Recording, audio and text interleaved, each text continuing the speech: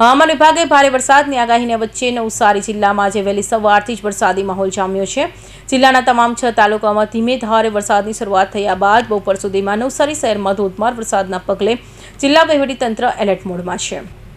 હાલ નવસારી જિલ્લામાં વરસાદનું જોર સતત વધી રહ્યું છે। સવારે ધીમે ધારે શરૂ થયેલા વરસાદ હવે શહેરમાં ધોધમાર સ્વરૂપ ધારણ કરી ચૂક્યો છે। નવસારી શહેરના તિધર જકાતનાકા station road, depot road, Kaliyawadi, Juna Thana, Kabilpor અને વિરાવળ સહિતના વિસ્તારોમાં સતત ભારે વરસાદ વરસી રહ્યો છે। મુખ્ય વરસાદને કારણે શહેરના અનેક મુખ્ય માર્ગો પર પાણી ભરાઈ ગયા છે। નવસારી શહેરના રેલવે ગરનાળામાં પણ પાણી ભરાતા પૂર્વ અને પશ્ચિમ વિસ્તારમાં સતત અવરજવર કરતા લોકોને ભારે હાલાકીનો સામનો કરવો પડી રહ્યો છે।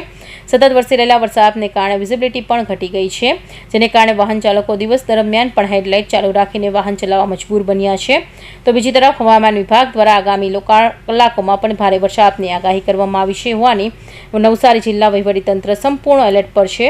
ખાસ કરી ગણદેવી તાલુકાની વાડી વિસ્તારોમાં તેમજ શહેરોના નીચાણવાળા વિસ્તારોમાં રહેતા લોકોને તકેદારીના ભાગરૂપે સુરક્ષિત સ્થળોએ ખસેડવાની કામગીરી હાથ ધરવામાં આવી છે।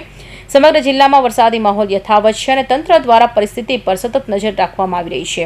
ઉમેશ સોની, નવસારી।